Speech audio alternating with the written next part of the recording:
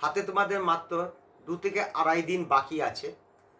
এখনও অনেকের লাস্ট মুহূর্তে প্রস্তুতির জন্য প্রস্তুতি নিচ্ছ, অনেকে কমপ্লিট করে উঠতে পেরেছো, এখনও অনেকে করতে পারোনি। কারোর 2টো চ্যাপ্টার বাকি, কারোর কিছু একটা মক টেস্ট দেওয়া বাকি, কেউ কেউ রিভাইজ দিচ্ছে, এইসব নানা রকমভাবে করছো। কিন্তু পরীক্ষা হলে কি করে পরীক্ষাটা কমপ্লিট করবো তার একটা পরিণতি এখনও তৈরি করে উঠতে পারোনি। দেখো, এক একজন এক এক রকম পলিসি করে এই পরীক্ষাটা দেবে। আর অনেকেই ভীত হয়ে রয়েছ, কেননা জীবনে এত বড় একটা পরীক্ষা, প্রায় 24 লক্ষ ছেলে মেয়ে পরীক্ষা বসবে অল ইন্ডিয়ায়, একটা বিশাল ব্যাপার, একটা সমুদ্রের সাঁতার কাটার সমান। এই জন্য অনেকে ঘাবড়ে গেছো। আমি বলছি ঘাবড়ানোর কোনো দরকারই নেই, সব কিন্তু বইয়ের মধ্যে থেকেই প্রশ্ন আসবে। তোমরা যদি এমন করে ঘাবড়ে পড়ো তাহলে তোমরা এই জীবনটা তোমাদের কাছে অনেক বড়, এবং এর মধ্যে অনেকগুলো পরীক্ষা তোমাকে দিতে হবে, বড় বড় পরীক্ষা। প্রথমেই তুমি যদি নিজে থেকে এই হার মেনে নাও তাহলে তুমি এই নিট পরীক্ষার মতো এক সর্বভারতীয় পরীক্ষা তুমি কি করে দেবে? এই জন্য আমি তোমাদের একটা লাস্ট ও অন্তিম একটা টিপস নিয়ে এসেছি। এই টিপসটা তোমরা ফলো করলে অন্তত 20-25 নম্বর বাড়বেই বাড়বে। যাদের 10-15 নম্বর মক টেস্টে কম আছে তাদের জন্য খুবই ভালো কাজ হতে পারে লাস্ট মোমেন্টে এই টিপসটা। দেখো, এই পরীক্ষাটা তোমরা কেমন করে দেবে।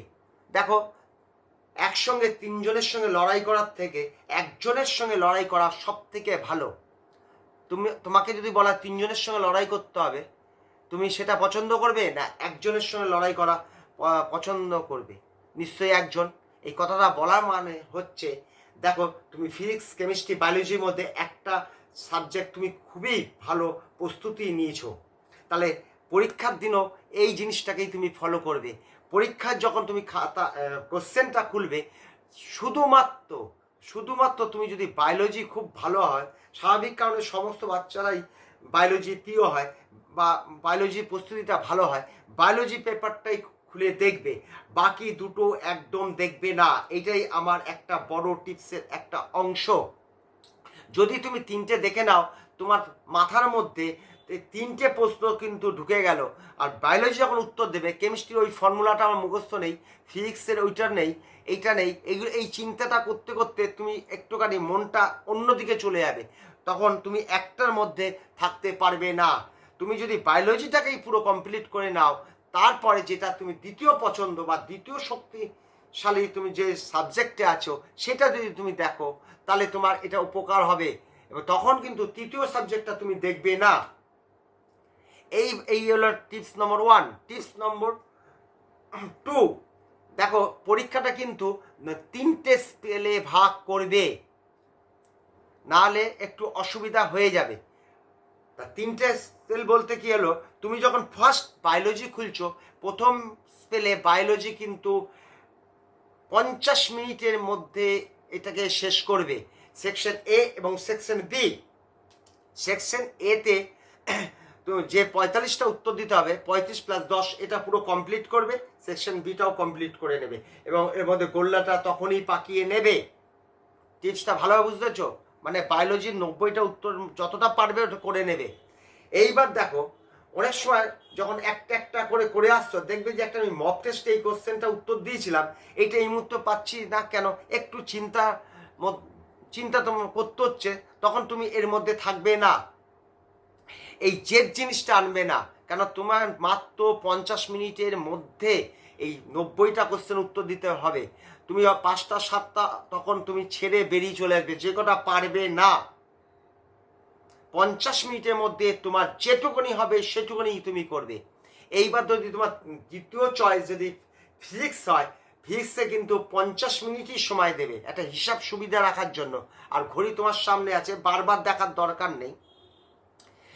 তো তোমার একটা মক টেস্ট দিতে আইডিয়া হয়ে গেছে 50 মিনিটটা কতটা হতে পারে। ফিজিক্সেও সেরকমভাবে তুমি করবে। এইবার লাস্টে আসবে কেমিস্ট্রিতে, এই 50 মিনিটের মধ্যে শেষ করবে, তাহলে তোমার কাছে আধ ঘন্টা টাইম থাকবে। আর যে 20 মিনিট যে থাকছে, দেখবে 10 মিনিট তোমার চলে যাবে বিভিন্ন ধরনের সই ফই, এগুলো তো ব্যাপার আছে, টিপ সই আছে, অনেকগুলো ব্যাপার আছে, ওখান থেকে 4-5 মিনিট তোমার সময় বাঁচবে। 20 মিনিট লাগবে না। এবার এই একটা স্পেলে এই নিয়ম। এইবার দ্বিতীয় স্পেলে যখন যাবে তখন ওই যে বায়োলজিতে ফার্স্ট টাইমে চলে যাবে, বায়োলজিতে 10 মিনিট সময় দেবে। 10 মিনিটে এইবার বায়োলজি পুরো তুমি শেষ করে নেবে। তুমি যতটুকু পারো না পারো ওইখানেই তুমি সমাপ্ত ঘোষণা করবে। আর হাতে থাকবে তোমার 20 মিনিট। আমি 180 মিনিটের তোমার একটা পরিকল্পনা দিয়ে দিলাম। এবার আর বায়োলজিতে তুমি যেতে পারবে না। এই যে 10 মিনিট যখন 20 মিনিট যখন থাকছে তখন ফিজিক্স কেমিস্ট্রি একসঙ্গে মিলে মিশে কাজগুলো শেষ করবে। এই তোমার 3 ঘন্টা শেষ হয়ে যাবে। লাস্টে যদি তুমি 2-4 মিনিট যদি সময় পাও তাহলে তুমি বায়োলজি যেতে পারো। এতে তোমার কি সুবিধা হবে, তোমার টেনশনটা মাথার মধ্যে আসবে না। পরিষ্কার মাথায় তুমি পরীক্ষাটা তুমি সেপারেটভাবে দিচ্ছ। কোনো জিনিস খুলে দেখে নিলে তার টেনশন তোমার মধ্যে এসে যাবে। একবারে 180টা প্রশ্ন মাথায় কোনো দিনও ঢোকাতে যাবে না, যাবে না, যাবে না। আজকে যখন ভিডিওটা তুমি দেখছো, কালকে এইভাবে একটা পরীক্ষা অবশ্যই দিয়ে নেবে। যে কোশ্চেন কোনোদিন উত্তর দাওনি, 180টা কোশ্চেন মানে পূর্ণাঙ্গ প্রশ্ন উত্তর তুমি দিয়ে নেবে। দিলে তুমি খুবই লাভবান হবে। এই পদ্ধতি নিলে তোমার 20-30 নম্বর বাড়বেই বাড়বে, কেননা তোমার মাথায় টেনশন নেই, পরিষ্কার আর মাথায় তুমি পরীক্ষাটা দিচ্ছ। এইবার দেখো, যখন গোলগুলো পাকাও না, মাঝখান দিয়ে শুরু করে গোলগুলো দেবে না, একটু তাতে সময় লাগে। বাউন্ডারি দিয়ে দিতে দিতে আসলে তোমার দেখবে হাতটা বেশি চলছে, এরকম করে হাতটা বেশি চলছে, কিন্তু এরকম করে দিলে ওই ঘাড়গুলোকে মেকআপ করে করে আনতে গেলে একটু সময় বেশি লাগে। আর গোল পাকানোটা কিন্তু সবার লাস্টে করতে যাবে না। এক একটা চ্যাপ্টার মানে এক একটা প্রশ্ন মানে 45টা প্রশ্নের মধ্যে যতগুলো পাচ্ছ একবারে কমপ্লিট। দ্বিতীয় স্পেলে যখন আসবে তখন যে কটা পাচ্ছ তখন সেটা কমপ্লিট, তৃতীয় স্পেলে তখন সেটা কমপ্লিট দিয়ে কাজে। আর যখন এগুলো উত্তর কোশ্চেন থেকে ওএমআর সিটে যাচ্ছ তখন মুখে বলবে 103 নম্বর কোশ্চেনে বি দাগাবো, 103 নম্বর বাহাত দিয়ে ধরবে, ধরে বিয়ে দাগ দেবে। মুখে তুমি বলবে, পাশের লোক যেন না শুনতে পারে। এই মুখে মুখে বলে বলে ট্রান্সফার করবে। আমার এরকম অনেক ছাত্রের সঙ্গে জানা আছে, মুখে দেখছে আর দাগ দিচ্ছে, অন্য জায়গায় দাগ দিচ্ছে, ভুলে যাচ্ছে। 162 নম্বর কোশ্চেন সি উত্তর, 162 মেয়ে চলে সি আসতে পেনটা দিয়ে লাইন টেনে এরকম করে করবে। এরকম করে মুখে বলতে বলতে বলতে বলতে তোমরা যাবে। এবার কোশ্চেন পেপার দেখো, কোশ্চেন পেপারটা বলতে গেলে 22 সালে কিন্তু কেমিস্ট্রি বায়োলজি কিন্তু 7-8টা কোশ্চেন লেন্দি করেছিল, কিন্তু ভালো লেন্দি করেছিল, ছাত্রদের সময় লেগেছিল। তাই জন্য হয়তো 23 সালে একটু ওরা ব্যালেন্স করে কোশ্চেন করে, তাই জন্য গতবারে কিন্তু বায়োলজি সোজা হয়। আমার মনে হচ্ছে এবার বায়োলজি কিন্তু একটু কঠিন হলেও হতে পারে। কঠিন এই সেইভাবে বলছি না, দেখবে টোটাল 180টার মধ্যে 10-12টা প্রশ্নের মধ্যে গন্ডগোল থাকে। এবার বোধহয় বায়োলজি আর ফিজিক্সের মধ্যে এটা হবে, কেননা গতবারে কেমিস্ট্রি কিন্তু একটু হার্ড হয়েছিল তার আগের বছর তুলনায়। আমি দেখেছি, এর মধ্যে বেশ কয়েকদিন ধরে আছি, দেখে বুঝতে পারি যে এই বছর যদি বায়োলজি একটু সোজা হয়, তারপর একটু হার্ড হয়, তারপর একটু সোজা হয়।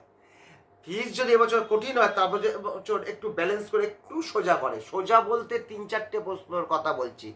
এই টোটাল 3টে সাবজেক্টে 3 থেকে 9-10টা এরকম হতে পারে। এবছর কিন্তু বায়োলজি কঠিন হওয়ার পালা, একটু বুঝিয়ে দিচ্ছি। আর কেমিস্ট্রি একটু কঠিন, ফিজিক্স একটু কঠিন হওয়ার পালা।